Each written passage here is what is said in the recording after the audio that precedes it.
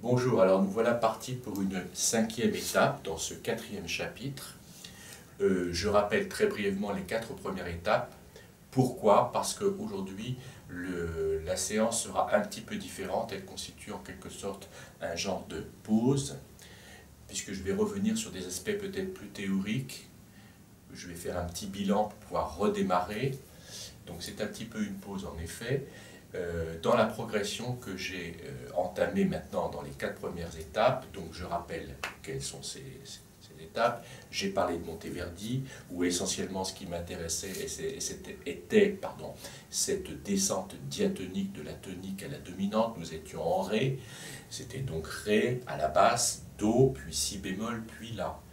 Mais il n'y avait pas les fameux sixtes qui m'intéressent. C'était ce que j'avais appelé une première étape, un premier, ce que j'appelle de manière peut-être un peu abusive, le premier tonal, je ne sais pas si on doit le dire, peu importe. C'est quand même un peu le cas parce que Monteverdi est quand même un pied dans le XVIe siècle. Hein. C'est encore quelqu'un qui appartient aussi au monde d'avant de l'ancienne écriture contrapuntique. Bon, voilà, peu importe.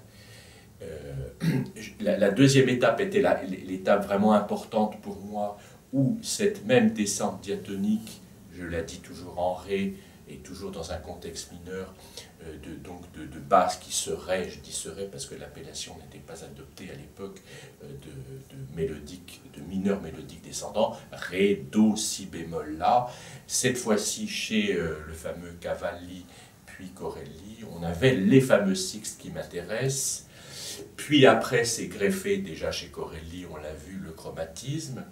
Voilà, et maintenant j'aborde une nouvelle étape, donc bien sûr nous sommes passés après par les Anglais, Purcell, Handel, qui n'est pas tout à fait anglais, mais qui a quand même écrit dans un cadre anglais. J'avais cité aussi John Blow, je crois, oui, c'est sûr même.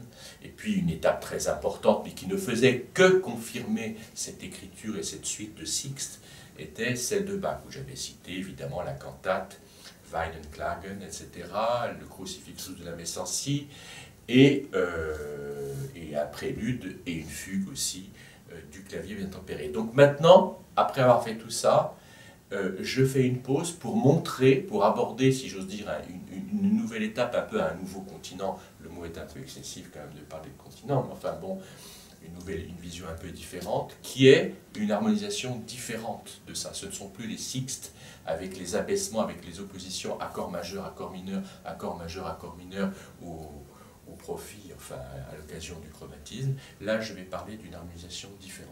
Pour cela, je vais repartir en arrière. Alors j'espère qu'on m'en voudra pas trop. Si je suis un peu long, éventuellement, et que ce que je dis est déjà bien su par les éventuels spectateurs de cette vidéo, on peut avancer la vidéo. Voilà, je vais faire donc ce retour en arrière. Ce retour en arrière est finalement une continuité d'une unité, je ne sais plus laquelle, du 2e chapitre sur les 7e de dominante et leurs enchaînements entre elles. Alors, je m'explique, je le fais tout de suite. Je vais commencer, je vais quand même essayer d'aller un petit peu vite. Je vais commencer simplement par ça, montrer ça. Je vais peut-être partir d'une tonalité déjà diésée, pas Do majeur, mais par exemple Mi majeur, allez, La majeur. On est à 3 dièses en La majeur. Donc voilà ici l'accord de dominante de La majeur. Voilà l'enchaînement à la tonique. Je crois que ça est une chose d'une clarté absolue pour tout le monde. Il faut que ce soit le cas. Dominante, tonique en La majeur. Bon, premier changement, voilà, je modifie tout de suite. Une chose, je vais aller sur la tonique, donc on est en La majeur. C'est bien dominante, tonique, et je vais aller sur la tonique renversée, accord de sixte. Donc le Do ne monte plus sur le Do, le Si ne monte plus sur le Do, mais descend sur le La. On a cette belle accord de sixte avec doublure de la sixte. Voilà, une tierce et 2 sixtes. Alors maintenant, à partir de là, je vais continuer. Je suis en La, maintenant je vais être en Ré. C'est-à-dire que cet accord ici n'est plus la tonique de La, mais est désormais la dominante de Ré, et donc j'ai un enchaînement vers Ré. On a cette fois-ci, c'est ça un élément très important on avait bien sensible tonique en haut, on a sensible tonique en bas. Cette fois-ci, c'est un accord de sixte qui va sur l'accord à l'état fondamental. Je fais encore 2 étapes pour être extrêmement clair, pour montrer à quel point ces enchaînements sont réguliers. Alors, maintenant, je réécris ce même accord ici, qui désormais n'est plus le point d'arrivée, mais le point de départ. Tout ça est toujours dominante tonique. Donc, à nouveau, je vais faire dominante tonique. Et bien sûr, je serai en sol. Donc, le Ré descend sur le Si chiffré 6. J'ai bien ça.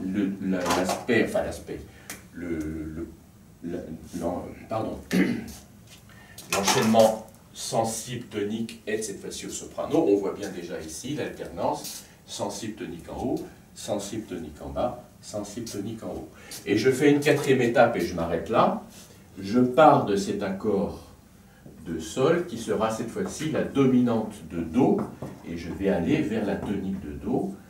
Voilà, de cette manière, je crois qu'on connaît très bien ça. Si tant est qu'il y avait la moindre hésitation pour certains étudiants dans cet enchaînement, il faut beaucoup le retravailler, hein. J'insiste beaucoup là-dessus, c'est quelque chose de très très important, il faut bien le connaître. Voilà, sensible tonique est en bas. Voilà, ça c'est une première chose. Je crois que c'est très clair, j'espère en tout cas que ça l'est. Hein. Bon. Alors maintenant, j'introduis ici des septièmes, qui ne sont pas des septièmes, étant donné que c'est renversé. On parle de septième de dominante, je veux dire bien sûr. Hein. La septième dans le cadre de la dominante. On a une septième quand on est à l'état fondamental. Là, ce ne seront pas des septièmes, ce seront essentiellement des accords avec des quintes diminuées, etc., etc. Alors, ce qui est intéressant ici, c'est que la septième va passer ici. Donc, comme nous le savons, on le chiffre, je ne vais pas faire un cours aujourd'hui sur le chiffrage, on le chiffre avec un trait, mais on est bien d'accord, je vais peut-être plutôt que le trait, mettre ça parce que ça m'intéresse vraiment, c'est un accord plus 4. Encore une fois, c'est un trait qu'on met en général, hein. Mais là je mets le plus 4 pour attirer l'attention sur l'accord plus 4. Je lis bien cet accord, c'est bien sur le Ré, un accord de Mi majeur, ça c'est bien un accord de Mi majeur, je lis bien Ré, Si, Mi, Sol dièse. Le plus 4 proprement dit, c'est-à-dire, non, je ne parle plus du plus 4 en tant qu'accord complet, mais l'intervalle plus 4, la quarte augmentée, est au soprano. Elle est ici, c'est ça le plus 4, qui est souligné par ce trait rouge, le mouvement sensible tonique. Maintenant, quand la sensible est en bas, autrement dit, quand la sensible est en haut, c'est bien la quarte sensible, le triton, la quarte augmentée. Quand c'est la sensible qui est en bas, la septième passe ici, mais ça n'est pas une septième, c'est une quinte diminuée. Donc, on va avoir l'accord 6-5 barré. Je l'ai déjà montré dans cette vidéo consacrée au septième de dominante. Je finis ça rapidement. Je me retrouve donc ici dans ce cas-là. Donc voilà ici Ré, Do, Bécard. Alors je précise bien Bécard, parce que le Do était dièse dans la tonalité de Ré. Dans la tonalité de Sol, quand on passe de Ré à Sol, on supprime une sensible.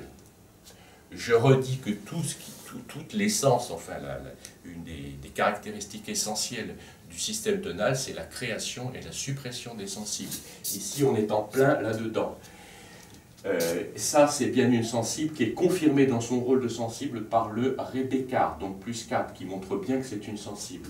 Ici, cette sensible est supprimée. J'ai oublié, et j'ai tort d'oublier, c'est très important, il ne faut pas oublier le Bécard, qui est bien le 6-5 barré. Ce 5 barré, cette quinte diminuée. Cette quinte diminuée est une suppression de sensible. Ce plus 4 est une création de sensible. En effet, quand j'ai cet accord-là, c'est un simple accord de Mi, Mi majeur, mais quand il y a le Ré, cet accord de Mi majeur prend vraiment sa fonction de dominante et le Sol dièse sonne comme une sensible. Je pense peut-être être un petit peu trop long parce que je l'ai déjà beaucoup dit. Je termine quand même. Donc suppression sensible, création sensible. Ici, je suis ici, suppression de sensible. 6, 5 barré. Ce qui est important, c'est le 5 barré ici. On est bien d'accord. Voilà.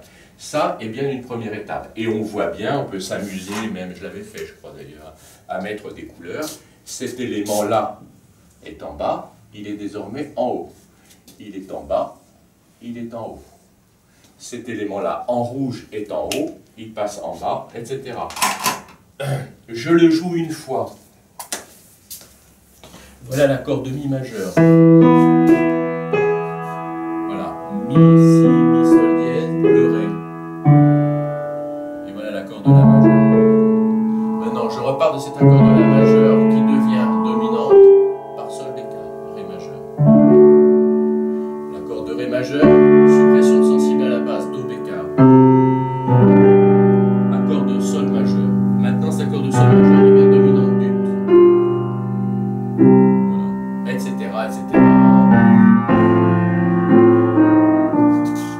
On est bien d'accord. Je m'amuse aussi à une chose, à ne jouer que, ça c'est important ce que je fais là, ne jouer que basse soprano. Donc basse soprano, c'est bien Mi, Sol dièse, tierce majeure. Cette tierce majeure se transforme en triton. Elle aboutit à une sixte. On a bien les deux mouvements obligés, le Ré descend, le Sol dièse monte. Cette sixte se transforme en quinte diminuée.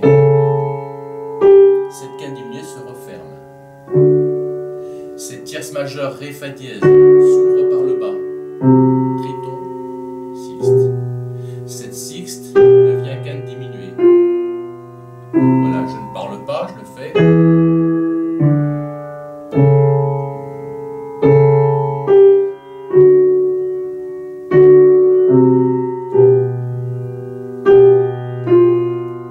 Voilà. Alors, maintenant, on sait aussi que on peut, c'est ça que je veux montrer en fait, supprimer des étapes, c'est-à-dire brûler des étapes concentrées. Donc je vais le faire directement en effaçant ça.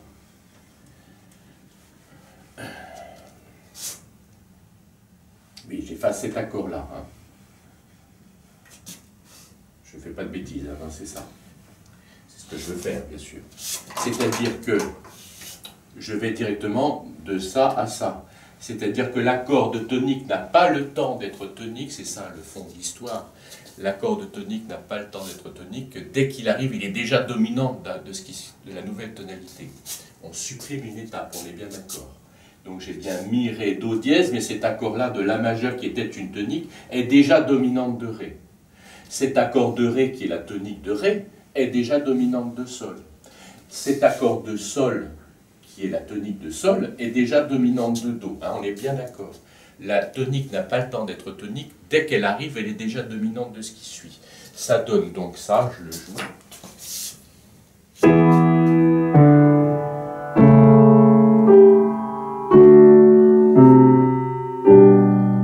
Voilà, on est bien d'accord. Et puis on peut encore aller plus loin. C'est-à-dire, alors je vais effacer un petit peu des éléments de mon tableau, parce que ça fait décidément, comme souvent, hein, on est bien d'accord, beaucoup de gribouillage. C'est-à-dire que, je reprends la phrase que je viens de prononcer, la tonique n'a pas le temps d'être tonique, elle est déjà dominante, on peut aller encore plus loin, c'est-à-dire ne pas lui laisser le temps du tout de sonner comme une tonique. Parce que malgré tout, ça, Do dièse La, Mi, La, sonne vraiment comme une tonique, ça n'est plus tonique au Sol bécard. Mais on peut tout de suite lui faire sonner là, ici, le Sol bécard immédiatement. C'est-à-dire que la sensible, quand elle ne monte pas, il faut le savoir, ça. Ce qu'on appelle les résolutions exceptionnelles de la septième de dominante. Il y a différentes, hein, mais dans ce cas-là, la sensible ne monte plus à la tonique comme elle est censée le faire en tant que note à mouvement obligé.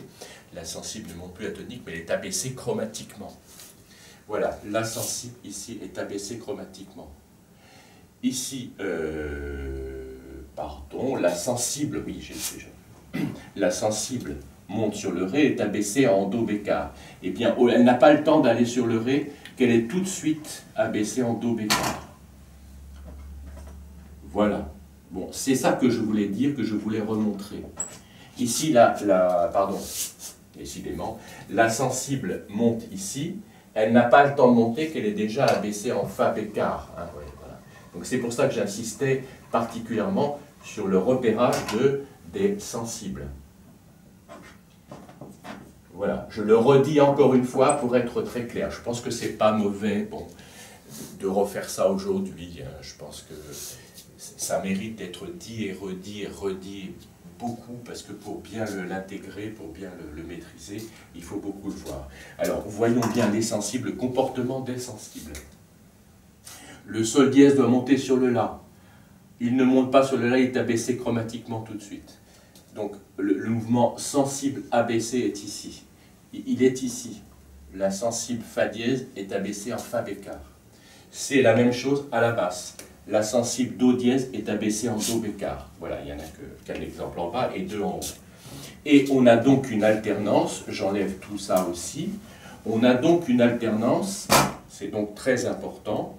Je vais même faire ça tout de suite ici, mettre non pas le mi mais le ré. On a donc une alternance entre des plus 4, des accords plus 4 et des accords 6-5 barrés. Plus 4, 6-5 barrés. Plus 4 veut bien dire que la sensible est en haut. 6-5 barrés veut bien dire que la sensible a été abaissée. Ça veut dire sensible. Ça veut dire sensible abaissé. Ça, c'est sensible abaissé chromatiquement. Je redis, plus 4 sur ré veut bien dire sol dièse. 5 barrés sur do dièse veut bien dire le sol bécard. Plus 4 ici montre bien le fa dièse. 5 barrés montre bien le fa bécard. Et on pourrait donc faire, même je ne vais pas le faire, mais tout enlever, hein, pas tout enlever, non justement, mais garder les deux notes extrêmes et enlever le milieu pour bien voir le plus 4, le 5 barré, autrement dit la quarte augmentée, la quinte diminuée, la quarte augmentée, la quinte diminuée. Voilà ce que je voulais dire. Maintenant, je reprends le fil de ce chapitre 4 pour parler du chromatisme. Qu'est-ce qu'on voit ici apparaître? Bien sûr, c'est le chromatisme. Il est aux deux endroits. Il est là, sol dièse, sol bécard, fa dièse, fa bécard. Il est à la basse, ré, do dièse, do bécard, si. Etc. Et do, puisque là je termine. Donc, ce que je voulais dire, c'est que là, on oublie totalement, oui, on peut dire ça, on oublie totalement l'harmonisation du chromatisme avec les fameux sixtes qui étaient des accords majeurs puis mineurs. Enfin, le chromatisme entraînait que l'accord était majeur, alternait accord majeur, accord mineur, accord majeur, accord mineur. Là, c'est pas du tout ça. Ce sont tous des accords de septième de dominante renversés, alterner les plus 4 et les 6-5 barrés, et donc c'est l'autre écriture du chromatisme, l'autre harmonisation du chromatisme. Alors nous verrons dans cette base chromatique, je vais le montrer aujourd'hui, qu'on va trouver ça, et on va trouver aussi une combinaison des deux écritures, et c'est plutôt la combinaison des deux écritures qui m'intéressera. Alors maintenant je reviens, je fais une petite pause pour effacer le tableau, je reprends le fil de ce que je montrais jusqu'à maintenant, la base chromatique de tonique à dominante, donc je vais le faire en ré, ça sera pratique parce que beaucoup d'exemples ont été en ré, donc je vais reprendre ré de ré à la, et je vais avoir un seul ré, la tonique, un seul la, la dominante, mais deux fois le do, deux fois le si, oui, deux fois le septième degré, deux fois le sixième degré, donc j'aurai bien ré unique, do, c'est-à-dire do dièse, do bécard, si, c'est-à-dire si bémol, si bécard, si bémol. Et la unique également. Voilà. Alors maintenant, comme je disais, je vais me resituer dans cette descente chromatique. Je vais prendre la tonalité de ré mineur. Bon, je réfléchis, j'aurais pu prendre do aussi, ou sol, parce que Purcell était en sol, Handel était en la. Bon, bah, je peux le faire en la aussi. Oui. Allez, faisons-le en ré mineur, peu importe. Mais comme cette fois-ci, je vais écrire à 4 voix. Alors, souvenons-nous une chose, c'est que dans l'enchaînement de sixte, le nombre de voix qui étaient de mise et qui convenaient parfaitement, c'était 3 voix. Hein. Là, on est plutôt à 4 voix parce qu'on a affaire justement à des accords à 4 parties, enfin à 4 voix, à 4 sons, puisque ce sont des septièmes. Donc voilà, on a 4 voix. Alors, je vais montrer maintenant, je vais mettre mon petit bémol à la clé. Je vais montrer aussi que dans ce contexte-là, il y a un endroit où ça va gêner cet enchaînement, que je trouve si intéressant qu'il faut connaître, il va gêner. On va voir qu'il ne peut pas être complètement utilisé. Ça aussi, c'est très intéressant. C'est pour ça que je parlais d'écriture mixte, c'est-à-dire on avait chez Corelli une écriture uniquement à base d'accords de sixte. Là, quand on va utiliser l'accord de septième de dominante, on ne va pas pouvoir le faire intégralement. Je vais montrer pourquoi. C'était absolument évident. Alors je l'écris. Comme on est à 4 voix, je vais écrire plutôt un peu plus grave, parce que mes exemples partaient souvent de ce Ré qui était ici. On avait, comme chez Monteverdi, l'accord Ré, Fa, La ramassé. Là, on est à 4 voix, donc je vais élargir un peu. J'écris plus grave. Donc voilà Ré, voilà l'accord de Ré, ma tonique de départ. Puis j'ai le fameux chromatisme, je vais même tracer une barre ici, le fameux chromatisme Do dièse, Do bécard. Je vais mettre que des rondes même, hein, ça n'a pas un sens particulier du point de vue du rythme et de la mesure. Hein. Mais bon. Si bécard, si bémol, puis là, on sait que l'accord de La sera un accord de dominante, qui pourra d'ailleurs être aussi bien un accord de septième de dominante, peu importe. Donc voilà bien ici ma tonique, ma dominante, mon Ré unique, mon La unique, et voilà bien ici les deux Do et les deux Si, Do dièse, Do bécard, Si bécard, Si bémol. Si j'applique maintenant mon écriture avec cette alternance de tritons, c'est-à-dire de quarte augmentée de plus 4 et de 6, 5 barrés, ça donne ça. Je peux très bien avoir un accord de sixte. Allez, je vais faire directement la quinte diminuée. Donc j'ai ça. Cet enchaînement, on le connaît parfaitement bien. L'enchaînement tonique dominante avec sensible à la basse pour la dominante. Ré mineur et ça. Qui, si je reviens sur la tonique, fait ça. On est bien d'accord. Hein. Donc ça, c'est bien un accord 6, 5 barrés. 6, 5 barrés. Et puis, je reprends, je ne le réexplique pas parce que je l'ai bien montré précédemment. Je vais sur, ça c'est bien la dominante, c'est bien donc un accord de dominante de Ré mineur. Et bien ici, si je fais plus 4, c'est une dominante de Sol. Peu importe, je l'écris comme ça. Je mets entre parenthèses parce que ça n'en est pas vraiment une, elle est très passagère, mais c'est quand même ça pratiquement. Voilà, donc j'ai bien le La reste là.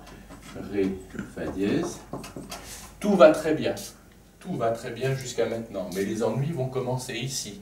Alors, je vais continuer ce processus pour montrer qu'il est impossible, qu'on ne peut pas le poursuivre. Qu'on doit se contenter, pour cette écriture, de ces deux seules choses. Voilà.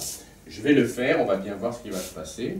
Donc voilà ici l'accord de quinte diminuée, la sensible s'abaisse en Fa bécard, ça c'est bien quinte diminuée, donc j'ai bien l'alternance 6, 5 barrés, plus 4, 6, 5 barrés, donc j'aurai plus 4 ici, c'est-à-dire ça. Donc ça c'est un accord de dominante de Sol, ça c'est un accord de dominante de Do, ça c'est un accord de dominante de Fa. Et bien voilà ici l'impossibilité, c'est que je suis arrivé ici, sous-entendu en Fa. Or moi je veux un accord de La majeur, une dominante de Ré mineur, parce que je n'oublie pas que je suis en Ré mineur, bien évidemment. Donc ça, finalement, est impossible dans ce cadre-là. Voilà. Alors, je voulais montrer ça, c'est déjà très important, et on va voir chez Purcell, on va reprendre l'exemple de Purcell que j'avais déjà donné, pour voir qu'il fait ce que je vais montrer, c'est-à-dire une écriture mixte. Ce que j'appelle mixte, enfin, c'est-à-dire l'écriture avec les fameux sixtes, voilà, etc. Et bien, tout simplement, ici, on arrive à l'accord, donc j'enlève ça, mon si bémol, bien sûr, y est, mais qu'est-ce qui se passe ici? Ça, c'est très important, c'est que finalement, les trois étapes importantes sont l'accord de tonique, l'accord de dominante, ça c'est très, bien sûr, c'est les deux piliers, mais il y en a un autre pilier, finalement, c'est l'accord de sous-dominante.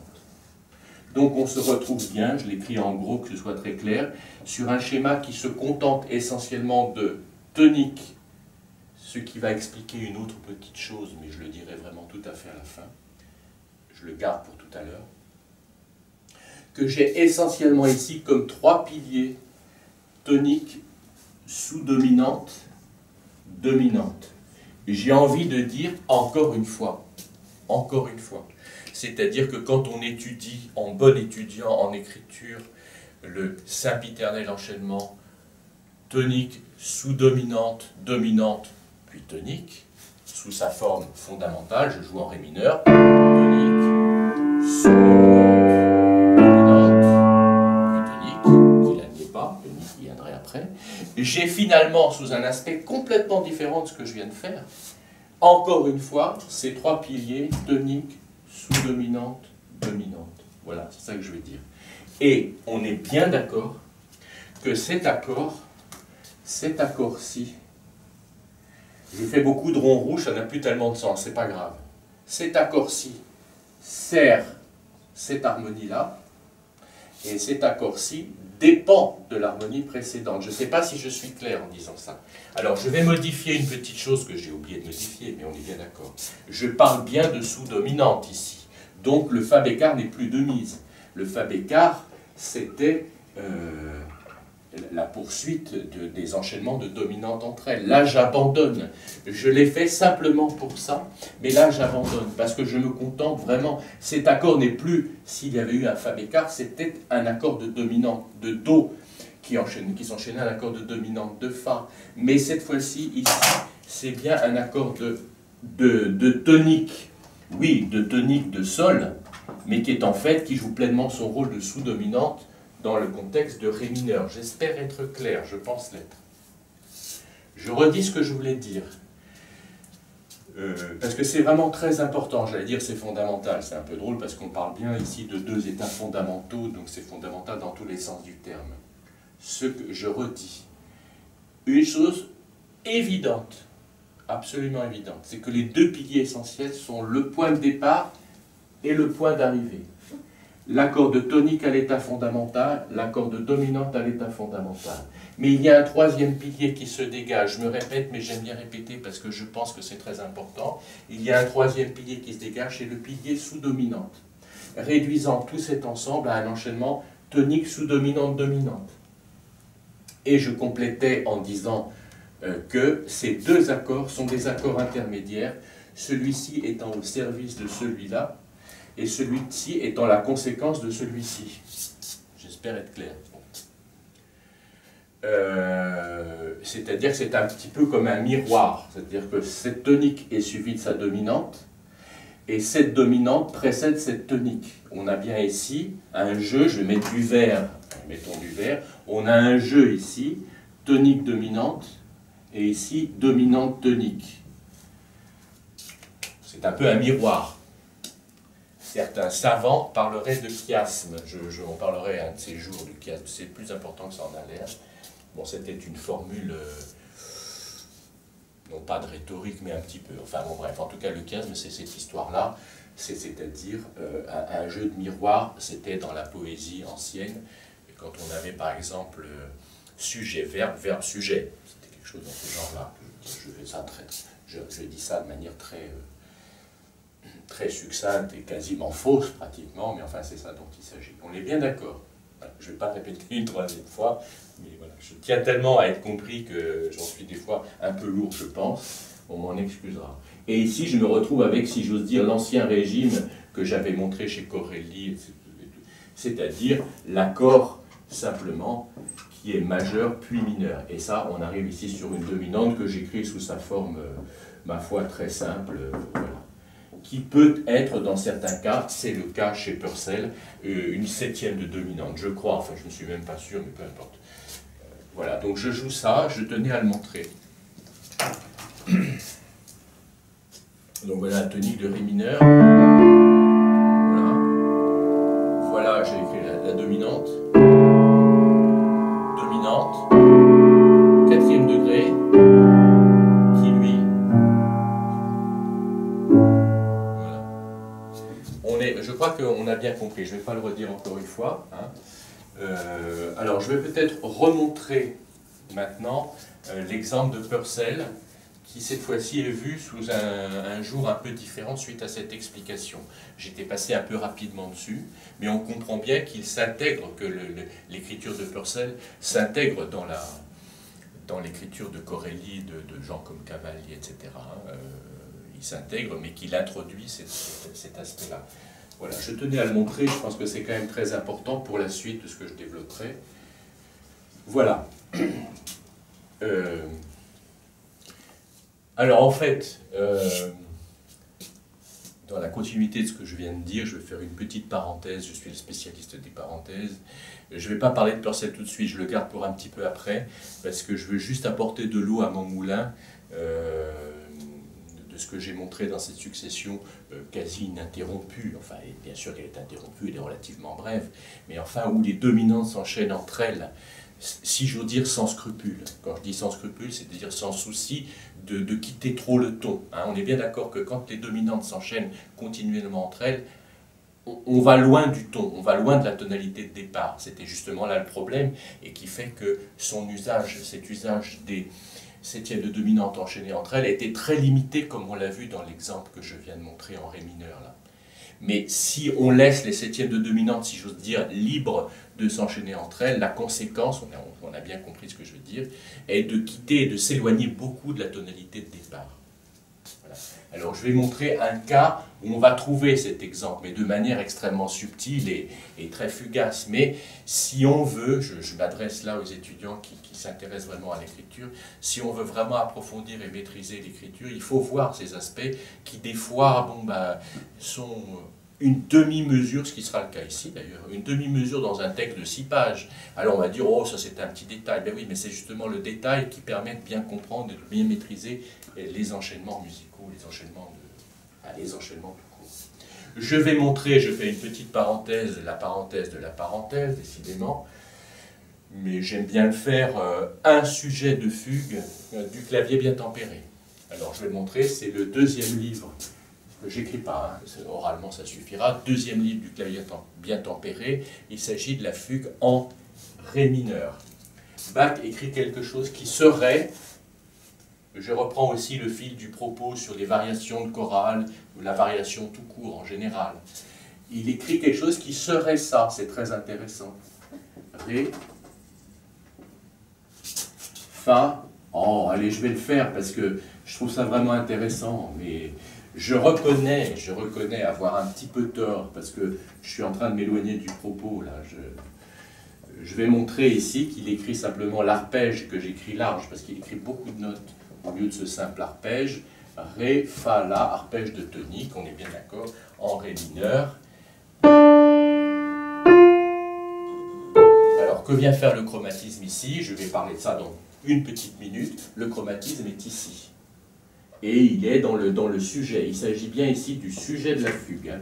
C'est le sujet, c'est-à-dire l'élément thématique principal qui servira à l'écriture de toute la fugue. On a donc une montée de la tonique à la dominante. Ça aussi c'est intéressant, sous forme d'arpège ascendant. Donc je l'écris, c'est tonique, non pas, ça ne veut pas dire accord, harmonie tonique, c'est simplement la tonique en tant que note, arrivé à la dominante ici. Ré, Fa, La. Et puis, on amorce, ici je regarde du point de vue de la mesure, et ça fait des mesures un peu, oui. On amorce ici le fameux chromatisme dont je parle dans tout ce 4e chapitre. On le voit bien, je viens de l'écrire précédemment en Ré mineur à la basse, on le voit ici. Je vais quand même continuer, non, j'écris pas ça, ça n'a aucun intérêt. Bien sûr, je n'écris que la ligne mélodique pour l'instant. Oui, j'écris la ligne mélodique pour bien montrer qu'on a bien une ascension, on a quelque chose d'ascensionnel, de tonique. Donc il va y avoir un côté dynamique dans l'écriture. On monte, on se dirige vers un point haut, de tonique à dominante. De manière, je réemploie le terme de manière dynamique. Je vais montrer en quoi il va y avoir des triolettes double croche. C'est pas parce que ce sont des triolettes double croche, mais de toute façon il y a déjà une montée. Rien que ça a un aspect ascensionnel. Ce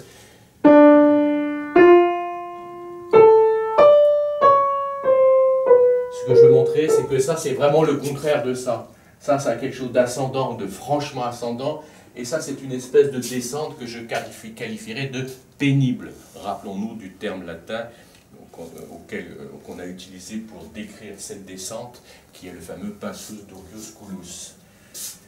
Que chacun profite de ça pour essayer de le replacer dans les dîners en ville. On ne sait jamais, c'est peut-être possible. Mais il faut hésiter. Jamais hésiter à essayer de briller en société, je plaisante évidemment. Je continue ici. Désolé de couper, sol.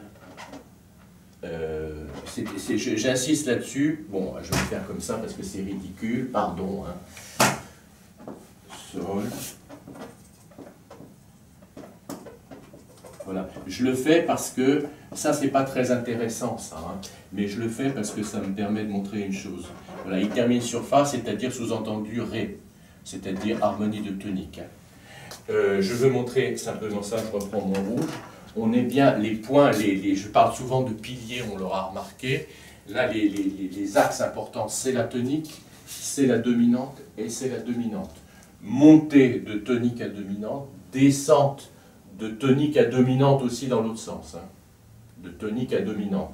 C'est avec cette fameuse utilisation du chromatisme. Et ici, ce que je veux montrer, c'est pour ça que j'ai été jusqu'au bout du sujet, autant citer le sujet intégralement, c'est qu'une fois que la dominante est atteinte ici, la descente est, on le remarque bien, purement diatonique. Hein. C'est le fameux pentacorde, La, Sol, Fa, Mi, Ré.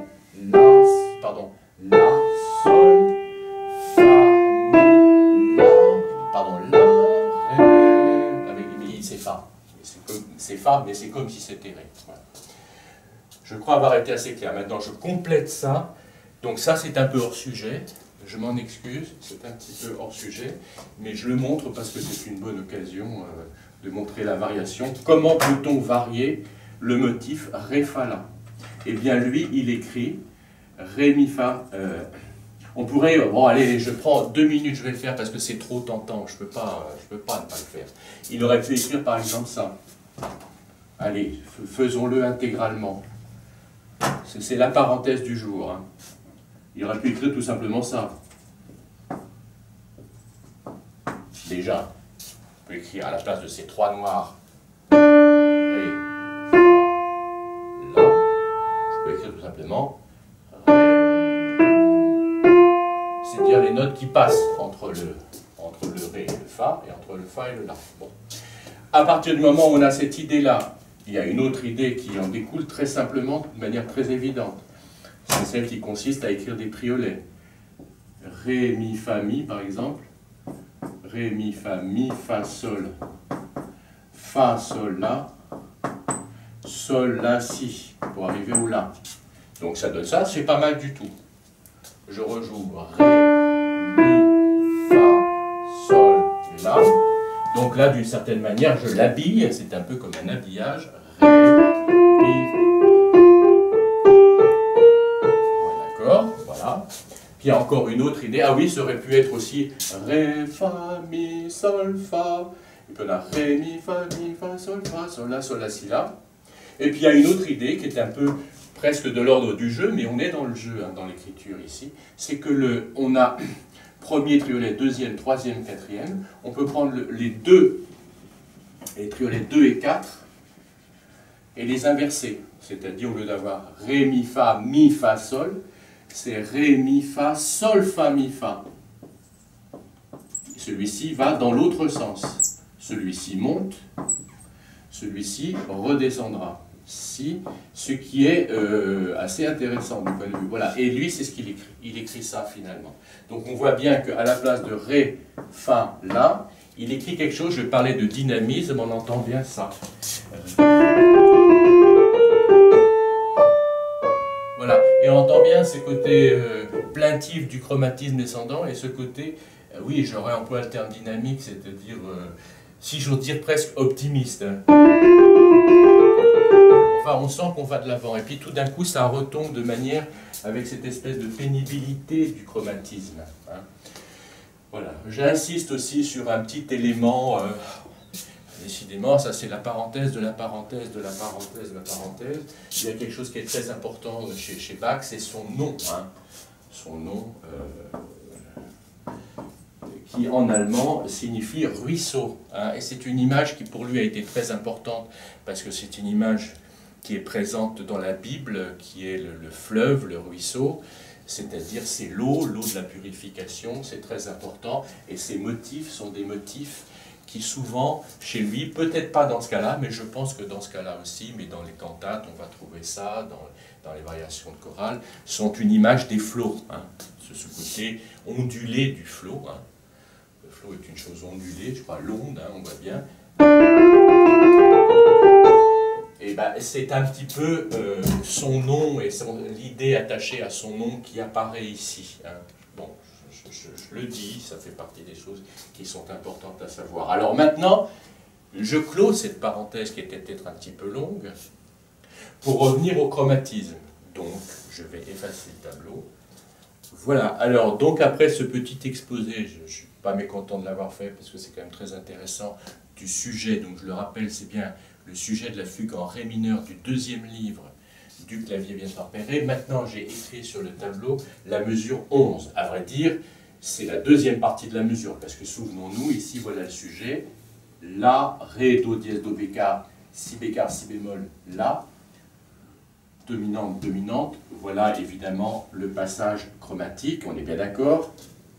Et là, on a ici tout ce qui précède la fameuse montée. Fa, Sol, Fa, Mi, Fa, Sol, La, Si, La, Sol, La. Donc le Ré, Do dièse, Do bécard, Si bécard, Si bémol, La, qui est ici. Voilà, on est bien d'accord. Et bien, à cet endroit-là, alors je le dis, je ne l'avais pas dit, mais je le dis, la fugue est à 3 voix.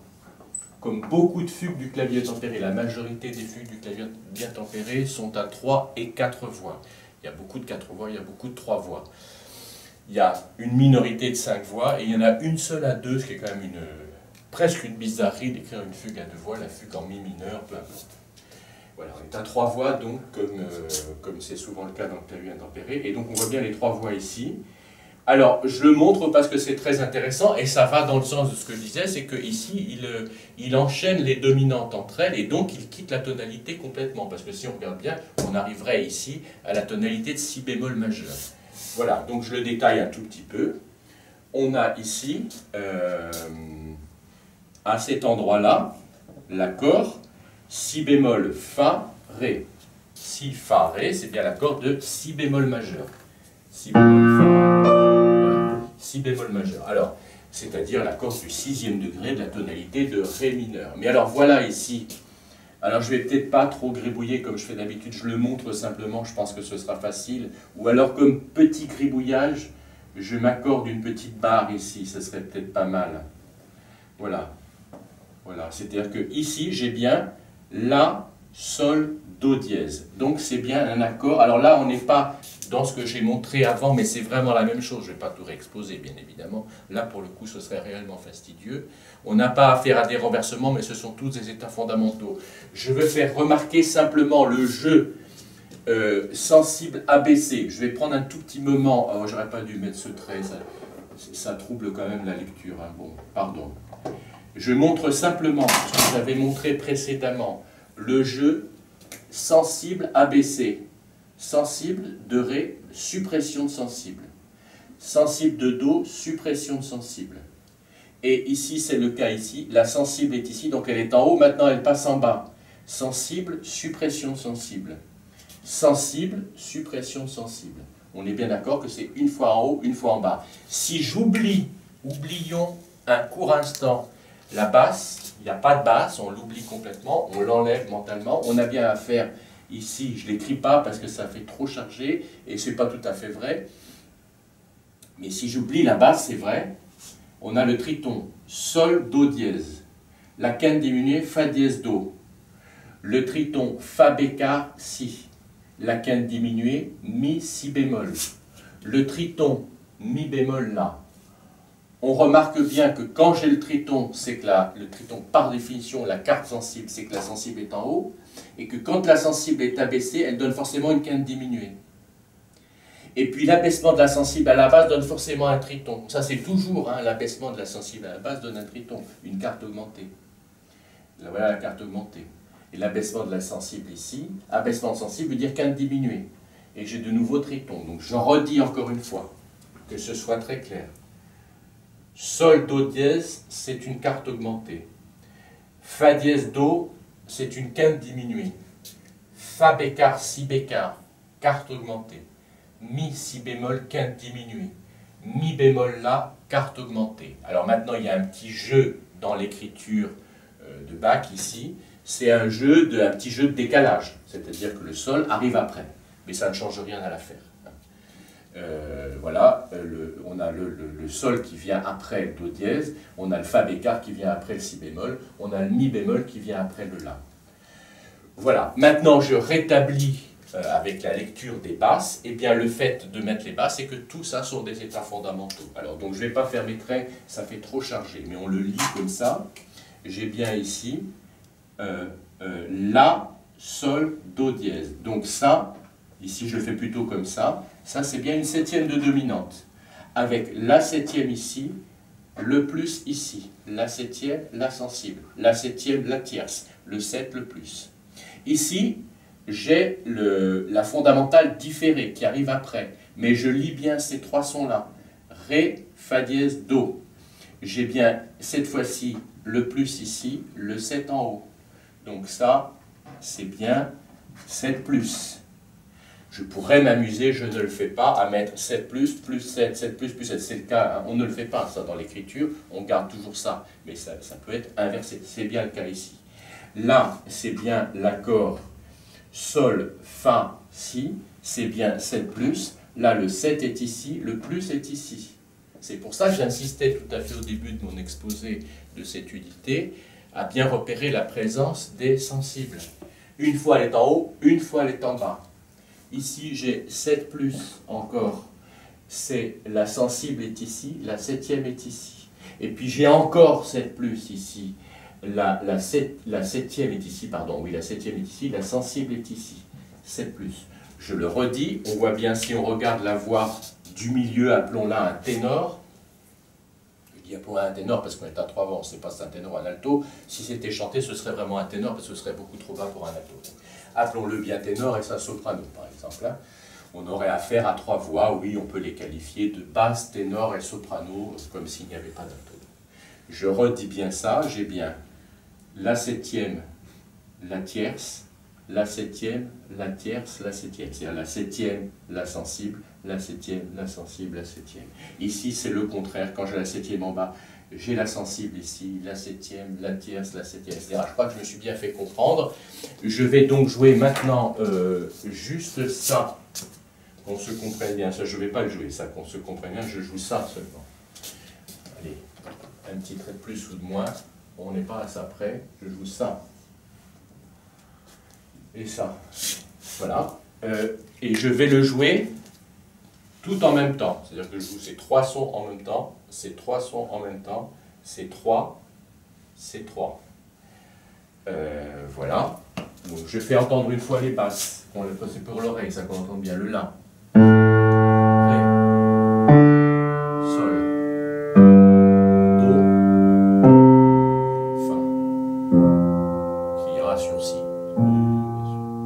La basse avec le soprano, donc sensible. Septième. Sensible. Septième. Sensible. C'est-à-dire, dit autrement, tierce, septième, tierce, septième, tierce. Je joue le ténor, Sol, Fa dièse, Fa bécard, Mi bémol, résolution sur Ré. Voilà. Et je joue les 3 voix.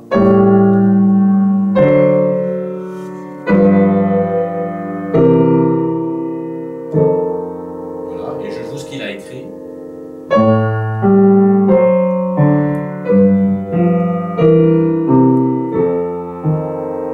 Etc.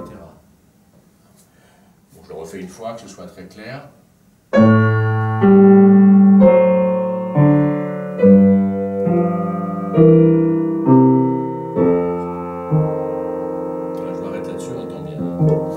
Bon, voilà. Alors, petite réflexion, mais je l'ai déjà faite, c'est pas très original.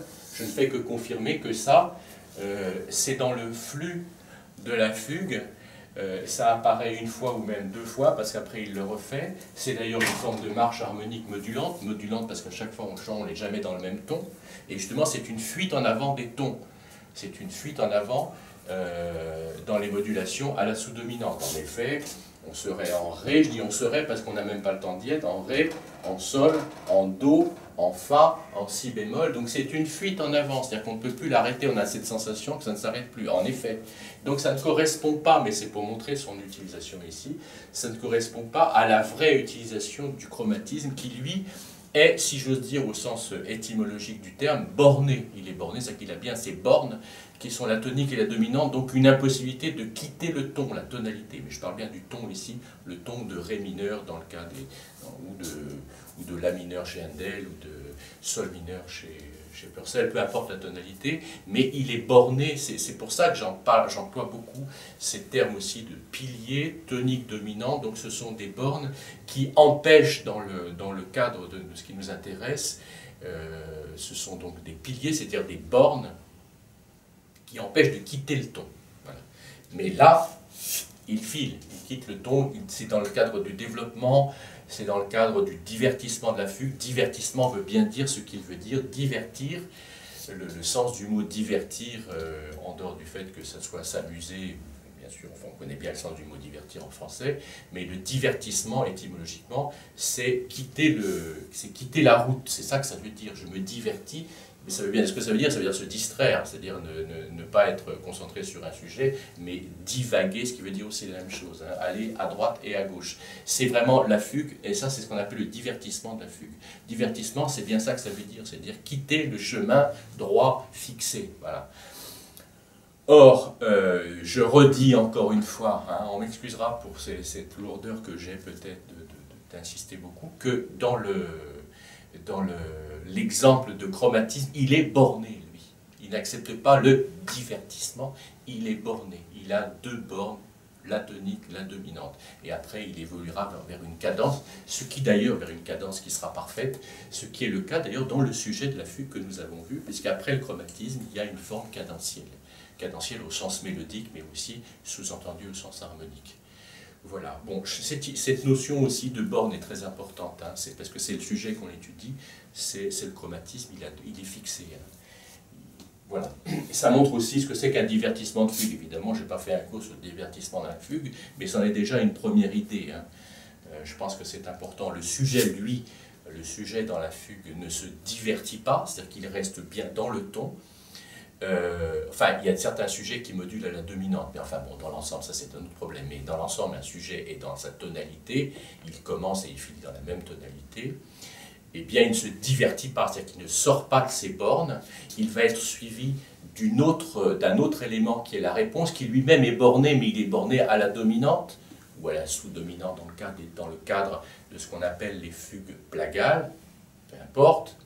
Voilà. Mais quand on aborde le divertissement, une fois que l'exposition de fugue a été faite, on aborde le divertissement où là, oui, on a une forme de ce que j'appelle aussi, j'ai déjà eu l'occasion tout à fait dans le premier chapitre, je sais, sur les modulations comme par hasard, je l'avais utilisé, j'avais parlé de promenade. La promenade, c'est divertissement, c'est-à-dire quitter le chemin dans lequel on est pour aller se promener, hein, et donc visiter, dans le cadre des modulations, et visiter différents endroits, dans le cadre des modulations.